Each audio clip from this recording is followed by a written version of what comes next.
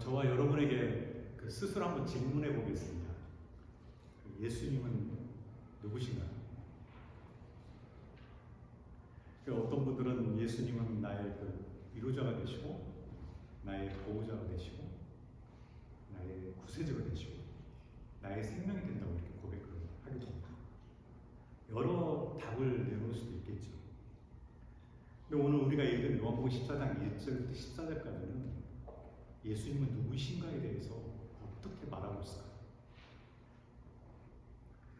또 예수님이 죽으시고 33년에 돌아가신 겁니다. 초기 그리스도인들은 예수님 누구신가라는 질문에 대해서 우리처럼 즉각적으로 대답을 했을까요? 기독교 역사는 예수님이 누구신가라는 질문에 대해서 질문하고 답하고 그런 과정을 통해서 기독교 역사는 2000년 동안 만들어졌습니다. 기독교의 다른 학문들이 우리 그리스도교에게 너희가 믿는 예수가 누구냐 하는 질문을 해왔을 때 기독교는 고민하고 해답을 찾아가면서 그들과 함께 논박을 했어요. 논쟁을 했어요. 만약 논쟁에서 졌다면 기독교가 벌써 허물어졌겠죠. 그런 논쟁에서 지지 않았습니다. 현대 물리학과 철학이 아무리 발달된다고 할지라도 논쟁의 자리에서 기독교와 다른 기타 학문들이 논쟁을 하면요, 기독교가 무너지지 않아요. 논쟁에서 지지 않습니다. 예수님이 누구신가라는 이 신앙의 근본 토대인 명제는요, 우리가 은혜 받아서 갑자기 형성될 수도 있겠지만, 아니 그냥 세뇌교육을 시켜가지고 주입식으로 그렇게 우리 안에 답을 만들어갈 수도 있겠지만요, 그런 감성적인 것도 아닙니다, 사실.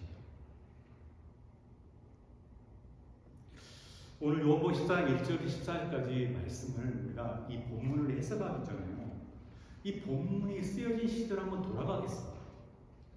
지금 2022년도잖아요.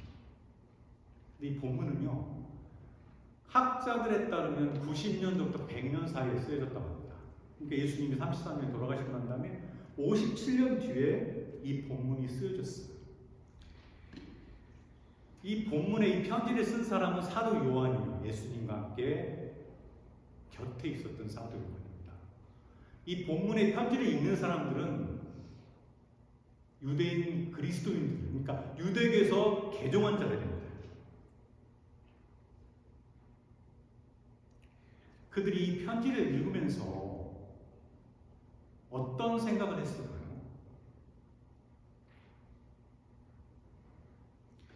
오늘 설교 제목, 예수님은 누구시냐?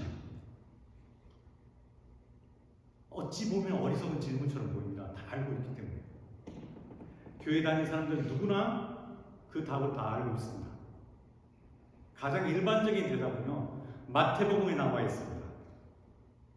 예수님 당시에 사람들이 예수님을 엘리야, 세례 요한, 선지자 중에 한 사람으로 사람들은 생각했습니다. 그런데 예수님은 제자들에게 이렇게 말합니다. 그대들은 나를 누구라고 생각하냐? 이렇게 질문하니까 마태복음 16장 16절에 베드로가 아주 유명한 신앙 고백을 합니다. 주는 그리스도요, 살아계신 하나님의 아들이라고 고백합니다. 이런 고백, 이런 대답은 그렇게 쉽게 나오는 게 아닙니다, 사실. 마태, 마가, 누가, 요한 이 사복음서를 보면요, 예수가 누구냐는 질문과 답으로 이어집니다. 초기 그리스도인들은 이 질문과 대답을 계속 이어갔어요. 예수님이 누구냐? 왜냐면요, 그 당시에는 구약 성경만 있었고 신약 성경이 없었습니다. 그리고 예수님이 죽으시고 부활하시고 자기 곁에 있질 않아요. 그렇기 때문에 내가 믿는 예수가 누구냐에 따라서, 예수님의 정체성이 누구냐에 따라서 자신들의 운명이 달라질 수 있다는 거예요. 무슨 말이냐면 유대교로 다시 돌아갈 수 있다는 거예요. 오늘 요한복음 14장 1절에 보면 이 예수님이 누구인가에 대해서 사람들이 얼마나 절박한 심정을 가졌으면 그리스도의 심정이 여기에 잘 드러나고 있습니다. 제가 읽어보겠습니다. 예수님 누구냐에 대해서 지금 불안해하고 있는 요한 공동체 사람들에게 요한은 너희는 마음에 근심하지 말라. 하나님을 믿으니 또 나를 믿으라. 요한 공동체에 있는 사람들이 지금 불안하고 있다는 것입니다. 불안하고 있어요. 세상에 다른 어떤 물질, 가정, 자녀의 문제 때문에 불안한 게 아니고요. 자기들의 신앙의 정체성에 대해서 지금 불안하고 있어요. 내가 예수를 계속 믿어야 될 건가? 그럴 수밖에 없습니다. 설교 서두에 말씀드린 것처럼 이 요한복음은요, 이 편지는 90년도부터 100년 사이에 쓰여졌기 때문에요. 예수님이 33년 뒤에 돌아가시고 난 다음에 57년이나 세월이 지났어요.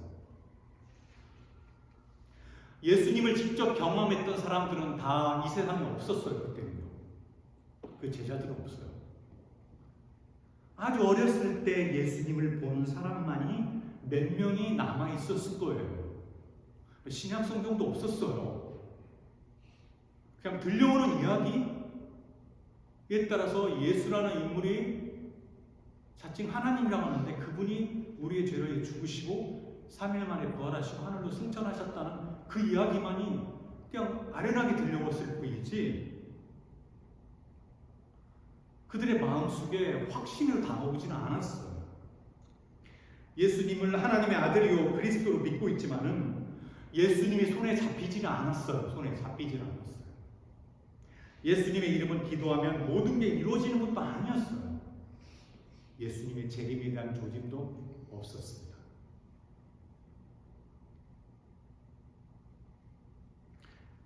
그들의 신앙의 근본적인 토대가 흔들릴 수밖에 없었습니다. 요한은 이런 요한 공동체 사람들에게 신앙의 근본에 대해서 토대가 흔들리고 있는 사람들에게 이렇게 대답합니다. 예수님이 우리의 거처를 마련하려고 아버지 집에 가셨으며 거처가 애무되면 다시 오신다고 말하고 있습니다. 요한은 이런 불안을 극복하려고 이 편지의 내용을 쓴 겁니다. 불안하지 말라. 두려워하지 말라. 그리고 요한은 예수님과 도마와의 질문, 그 다음 예수님과 빌립과의 질문을 자기가 기억했다가 예수님과 함께 활동하면서 예수님과 도마와 이야기, 예수님과의 빌립과의 이야기를 기억했다가 이 기억했던 예수님과의 이야기를 끄집어내서 다시 살려서 이 편지 안에 집어넣었습니다. 오늘 요한복음 14장 2절부터 14절까지는 예수님과 도마와 이야기가 나오고요. 예수님과 빌립과의 이야기가 나옵니다.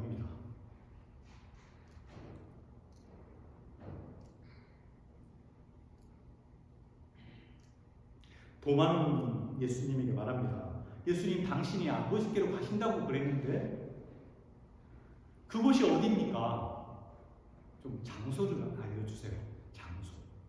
우리는 불안합니다. 지금. 장소를 알려주세요. 이건 단지 도마만의 말이 아니었어요. 초기 그리스도인 중에 적지 않은 사람들이 우리가 기다리던 메시아가 있는데 좀 우리가 그 하나님을 알고 싶은 거예요. 하나님을 만나고 싶었던 거예요. 이게 당신이 아버지께로 간다고 하는데 그곳을 알려주면 우리도 가겠습니다 하고 도마가 질문한 거예요. 그러자 예수님은 그 유명한 말씀을 합니다. 요한복음 14장 6절에요. 내가 곧 길이요 진리요 생명이니 나로 말미암지 않고는 아버지께로 올 자가 없느니라. 이 말씀은 예수님이 하나님 아버지께 이르는 유일한 길이라는 뜻입니다. 이 진술은 예수님이 하나님의 아들이라는 사복음서의 주제와 너무너무 일치합니다.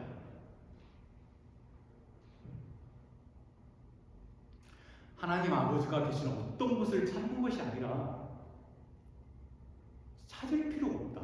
예수님 자체가 바로 하나님이라는 뜻입니다. 예수님의 말씀이 이어집니다. 7절에 너희가 나를 알았더라면 내 아버지도 알았으리로다. 이제부터는 너희가 그를 알았고 또 보았느니라.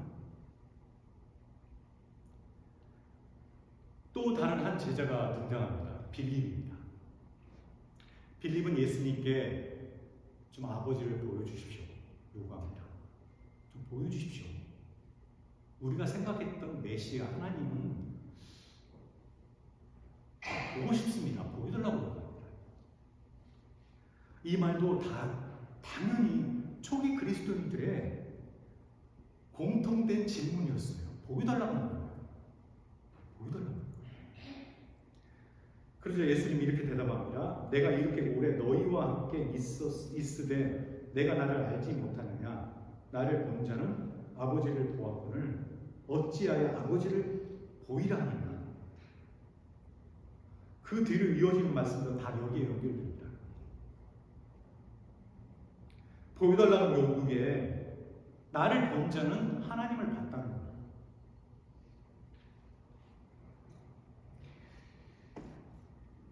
도마와 이 빌립의 예수님과의 대화 속에서 우리가 분명하게 발견할 수 있는 것은 예수님이 하나님이라는 놀라운 선언입니다. 선언, 진술, 고백이에요. 지금 우리는 이 말씀을 당연하게 생각합니다. 당연하게 생각하죠. 당연하게 생각합니다. 그러나 그 당시에는 이건 굉장히 천지가 개벽할 말이에요. 우주 물리학의 패러다임을 본다면 천동설에서 지동설을 주장하는 말이에요. 여러분 아시죠? 천동설과 지동설. 그리고 그들을 둘러싸고 있는 것은 유대교에 있어요. 유대교에 있어요. 유대교는 절대로 그리스도교를 받아들이지 못하고 있습니다. 지금도 마찬가지로 우리 기독교를 받아들이지 못해요. 왜냐하면 유대교의 관점에서 보면 인간은 신이 될 수가 없어요. 하나님이 될 수가 없어요. 이 역사 속에 온 예수가 하나님이라는 건 그들의 퍼스펙티브 관점에서 보면 절대 이해가 될 수 없는 겁니다. 한 발씩 양보해서 예수가 하나님이라고 하지만은 예수가 어떻게 오셨습니까? 왕궁에서 오셨습니까? 초라한 마구간에서 오셨어요. 그 인생의 마지막이 뭐예요? 네? 메시아 하나님이면 십자가에서 모든 걸 다 때려치고 다 내려가야 되잖아요. 근데 무기력하게 죽어가세요. 아무 저항도 없이. 그 당시 그들을 둘러싸고 있는 것은 이집트의 파라오와 로마의 시절이었습니다. 파라오와 시절은 인간이지만 하나님처럼 추앙받았어요. 왜냐하면 파라오나 시절은 그렇게 불릴 정도로요 막강한 권력을 소유하고 있었습니다. 그들의 말 한마디에 사람의 생명이 왔다 갔다 했어요. 생사유탈권은 파라오와 시저가 갖고 있었어요. 유대교와 이집트의 파라오와 로마의 시절에 이 분위기에 둘러싸이는 요한복음 공동체, 요한의 편지를 읽고 있는 사람들은요 이 분위기에 둘러싸고 있었어요. 그런데 나사렛 예수는 너무 무기력한 인물이었어요. 너무너무 목수의 아들이에요. 노동자의 아들이에요. 그분이 살아계셨을 때 정치적인 경제적인 권력이 있었습니까? 없었어요. 그 예수님이 말씀하시면 사람들이 따라다녔죠. 그분이 살아생전에 거대한 종교단체를 만들었습니까? 안 만들었습니다. 그리고 결국 십자가에서 처형당하셨습니다. 자, 우리의 관점이 아니고 90년도, 100년도의 관점에서 보면 그런 예수를 하나님으로 믿는다는 것은 제정신이 아니고 하나님을 믿을 수가 없어요. 우리는 지금 믿을 수 있죠, 당연히. 그들의 관점에서는 믿을 수가 없습니다. 그 예수 옆에 있는 것도 아니고. 예수를 따라다녔다는 제자들 다 죽었고 아무도 없어요. 아무도 없어요. 아무도. 유대교의 한 켠에서 자기들끼리 모여가지고 예수를 믿는다고 고백하지만은 유대교의 관점에서 보면 저들은 좀 이상한 또라이 집단이기 때문에 조만간에 없어졌을 거야. 없어질 거라고 생각했기 때문에 신경도 안 썼어요.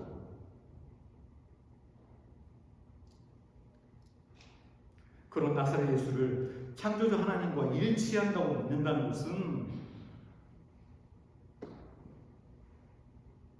제정신이 아니면 안 됩니다. 아니, 이렇게 반론할 수 있습니다. 예수님이 수많은 기적을 행하지 않으셨냐? 복음서에 보면 여러 가지 기적이 나옵니다. 오병이어의 7병이어의 기적도 있고요. 물이 포도주가 되는 사건이 있습니다. 가나의 포도주 사건이요.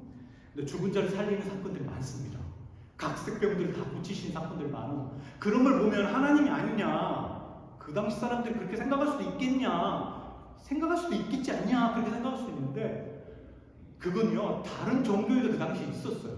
그렇기 때문에 예수님이 하나님이라는 결정적인 최종적인 증거가 아니에요. 지금도 다른 종교로 가보십시오. 기적을 행합니다. 남미 호랭교나 다른 뭐 이재료교나 이런 데 가면 기적이 나와요. 사실.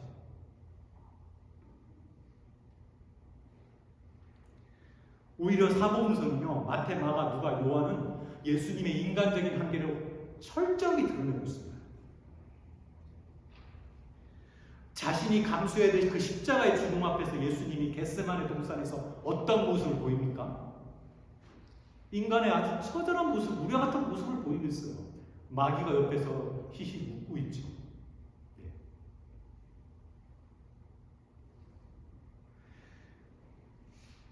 이런 예수님, 우리 인간의 한계를 잔뜩 갖고 있는 예수님과 모든 걸 아시고 모든 것에 능력이 많으신, 그 다음에 모든 것에 무소불위하신 하나님과 비교하기 어려운 면이 너무 많아요. 비교하기 어려운 게 너무 많아요. 비슷한 게 너무 없어요. 너무 떨어져 있어요. 예수님과 하나님과 비교, 또 서로 다른 쓰임을로 하는 모든 것이 별로 없어요. 그런 예수님을 이 요한 공동체 사람들이 하나님으로 믿으라는 것은 쉽지 않습니다. 이게 불안한 거예요. 불안해요. 근심 가운데 있습니다. 이런 문제는요, 요한복음 이 편지를 읽는 공동체만의 문제가 아니라 2022년도 우리 살아가는 우리에게도 똑같은 것 같습니다. 보십시오. 코로나 때문에, 저 우크라이나 때문에 경제 위기가 너무 우리의 삶 가운데, 우리의 은행 어카운트의 밸런스에 너무 직접적으로 타격을 주고 있습니다. 우리가 예수님을 하나님으로 믿고 있다고 하지만은 기도한다고 이 밸런스가 어떨 때는 채워지지 않아요. 오히려 돈이 하나님처럼 보여요. 하나님이 무기력해 보여요. 예수님이.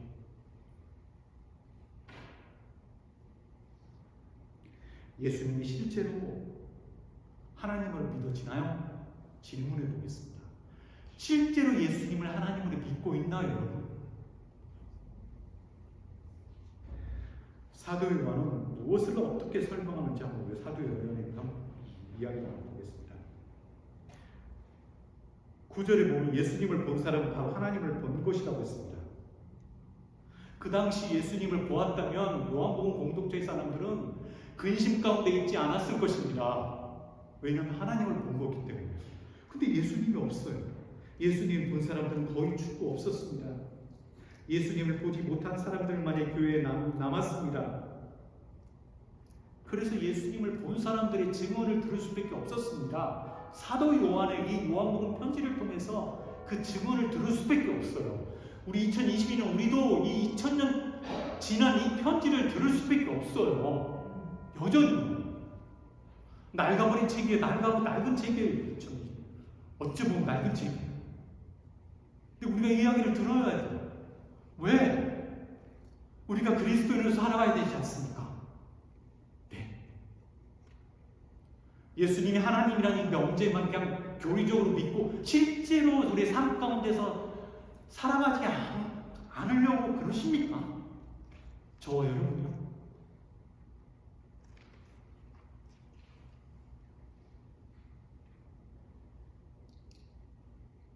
사도 요한은 이렇게 말합니다. 10절에 예수님이 하나님 안에 거하고 하나님 아버지는 예수님 안에 거한다.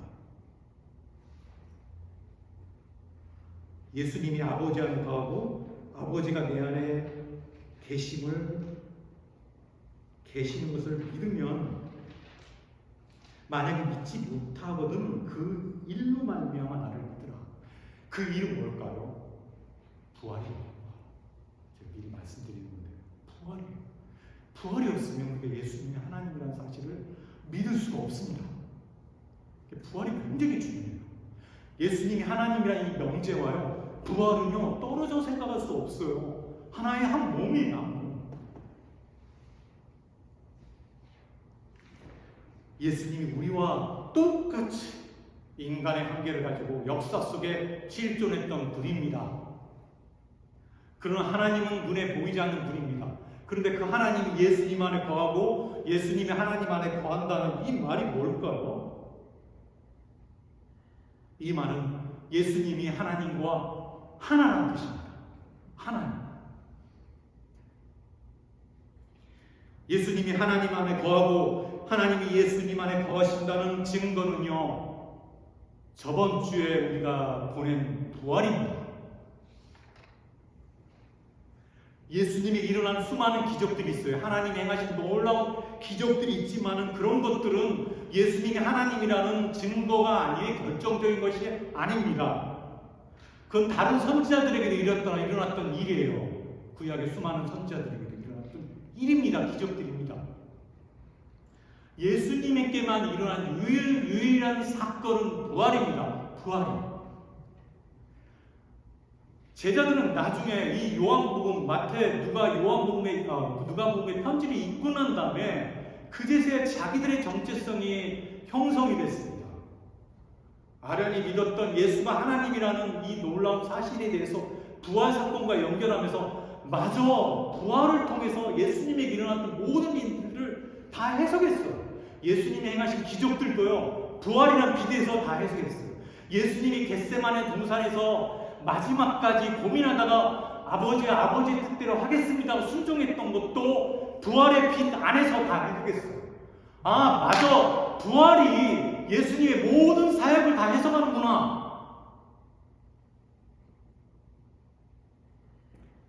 예수님의 부활은 그가 하나님의 아들, 즉 하나님의 사실이라는 최종적인 증거입니다. 사랑하는 여러분, 예수님이 하나님이라는 놀라운 이 명제를 실제로 저와 여러분은 믿습니까?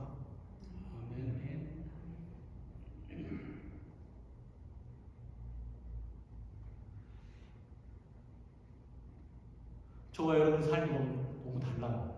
다르기 때문에요, 제가 이 부분에 대해서 방향만 한번 제시해 보겠습니다. 예수님이 하나님이라는 놀라운 이 실제적인 믿음이 뭔지에 대해서 한번 방향만 한번 제시해 보겠습니다. 두 가지인데 잘 들어보십시오. 구약에는 우리가 하나님을 본 자는 죽는다고 했습니다. 왜 죽는다고 말을 했어요? 하나님을 본 자는 죽는다. 너무 위대하고 막 찬란하고 감히 죄악 덩어리 우리가 하나님을 만날 수 없다. 저는 이렇게 이해를 합니다. 좀 일리가 있는 얘기인데, 우리는 살아봤자, 기껏 살아봤자 100세 시대라지만 많이 살아봤자 80이에요. 자, 근데 인류의 역사는 몇 년이에요? 80은 아무것도 아니에요. 인류 역사는. 우리는 기껏 살아봤자 누적이나 아니면 이 동네만 왔다 갔다 하잖아요. 우주는 어떻습니까? 이 지구만 따져봐도 평생 우리가 살다가 다 돌 수도 없어요. 근데 이 우주는 얼마나 넓어요. 지금도 과학자들이 계속 발견하고 있잖아요. 팽창 이론 때문에. 우리 인간은 짧은 시간 80, 우리 인간은 협소한 공간, 뉴저지, 오라벨로 왔다 갔다 여기다가 맨하탄 왔다 갔다 하다 인생을 끝내잖아요. 근데 인류의 역사 시간은 몇천 년이에요. 인류의 이 공간은 어때요? 지구 이 수많은 별들 이 공간은 너무 넓어. 비교가 안 돼요. 비교가 안 돼요. 근데 이 인류의 역사와 인류의 공간 이 우주를 만드신 이 하나님 그 건너에 있는 하나님과 그 하나님을 짧은 시간과 협소한 공간에 있는 인간이 하나님을 만난다는 것은 사실 불가능해요. 퀄리티가 달라요. 그렇기 때문에 구약에 보면 하나님을 본 자는 죽는다는 말이 일리가 있는 겁니다. 상대가 안 되기 때문에 만나는 즉시 죽습니다. 구약은 그렇게 끝납니다. 구약이 그렇게 끝나면 우리는 여전히 하나님을 찾아다니겠죠. 신약에 누가 오십니까? 하나님은 예수님이 역사 속에 바로 오십니다. 이제 하나님을 멀리 찾을 필요가 없습니다. 하나님이신 예수님 자체가 하나님이기 때문에요. 우리는 예수님을 통해서 하나님을 경험할 수 있습니다. 동시에 그가 가지고 있는 인간의 한계를 느낄 수가 있기 때문에 우리가 힘들 때 예수님 우리 옆에 와 계시는 겁니다. 퀄리티가 다른데 예수님 역사 속에 와 있기 때문에 와 오셨기 때문에 우리의 마음을 이해해요. 와 계십니다. 그러므로 여러분 멀리서 하나님을 찾으려고 하지 마십시오. 안수 받았다가 효과가 없다고 다른 분 찾아가지고 능력 있는 안수자 찾아다니지 마십시오. 예수님이 하나님이기 때문에 여러분이 있는 그 자리에서 예수님께 기도하십시오. 능력 있는 사람 없습니다. 멀리서 찾을 필요 없습니다. 예수님께 나아가면 됩니다. 하나님이신 예수님. 두 번째, 예수님과 하나 된 삶을 사는 겁니다. 그게 뭘까요? 집회 가서 은혜 받아가지고 막 내 마음이 막 뜨거워져가지고 이 뜨거움으로 사는 것이 예수님과 함께 사는 삶입니까? 그럼 매일매일 집회 가야 돼요. 매일매일 찬양 들어야 되고 때려치고 집안일 때려치고 다 기도원으로 가야 됩니다. 목걸이를 막 십자가를 목걸이로 달고 다니고요. 어떻게 하면 예수님과 하나가 될까? 그런 종교적인 어떤 제스처를 취해야 됩니다. 근데 바울이 선생님이 이렇게 말했습니다. 바울은 자신이 그리스도 안에 있고 그리스도가 자기 안에 있다고 말했습니다. 예수님과 하나 될 때 우리는 죄와 죽음을 극복하고요. 참된 생명으로 들어갈 수 있을 수가 있습니다. 어떻게 해요? 어떻게 하면 하나 될 수 있을까요?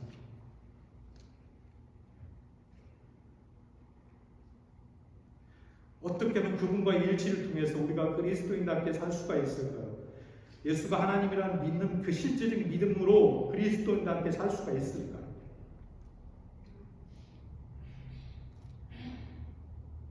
이런 말이 있습니다. 아는 만큼 보인다. 예수님을 아는 만큼 보입니다. 그분의 말씀, 행위, 순종, 마지막에 십자가에서 자기 영혼을 아버지께 맡기는 그분의 모든 것들이 보입니다. 그래서 가급적 형편이 닿는 대로 성경 공부를 하시기 바랍니다. 건전한 성경. 설교를 마무리하겠습니다. 요한복음 14장 1절부터 14절까지 우리는 예수님이 하나님이라는 사실, 이 요한복음의 외침을 우리는 들었습니다.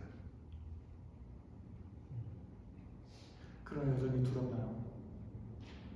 불안한 거예요. 세상은 우리에게 이렇게 말합니다. 그것으로 충분하지 않아. 예수님이 하나님이란 이 사실이란 믿음으로 충분하지 않아. 너 힘들지 않니? 밸런스 백점이야. 뭔가 옆에 보험용으로 한가 뭔가 하나 있어야 되는 거 아니야? 그건 돈이겠죠. 하나님과 돈을 같이 섬기는 거예요. 필요에 따라서 돈으로 내 은혜의 밸런스를 채우는 겁니다. 근심이 떠나갑니다.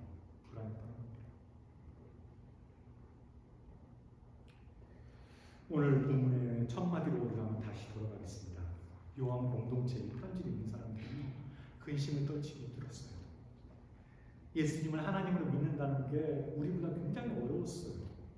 그렇게 간단한 것이 아니었어요. 오늘날도 예수님을 하나님으로 믿는다는 게 그렇게 말처럼 쉽지가 않아요. 그럼 오늘 우리는 사도 요한의 설명을 다시 듣겠습니다. 마음에 근심하지 마십시오. 저와 여러분의 미래에 대해서 염려하지 마십시오. 미래에 대해서. 우리가 아무리 염려한다고 하더라고요. 여러분의 운명과 미래를 여러분의 뜻대로 바꿀 수는 없습니다. 저에게는 굉장히 오늘 뜻깊은 날입니다. 지금으로부터 16년 전에 4월 24일에 필라델피아에 처음으로 미국에 이민 왔습니다. 오늘 왔어요. 그때 올 때 저 나름대로 계획을 가지고 왔어요. 미국에서 신앙 공부하고 선교지에 가겠다. 플랜을 세웠어요. 그런데 16년 지나고 보니까 뜻대로 되지 않았어요.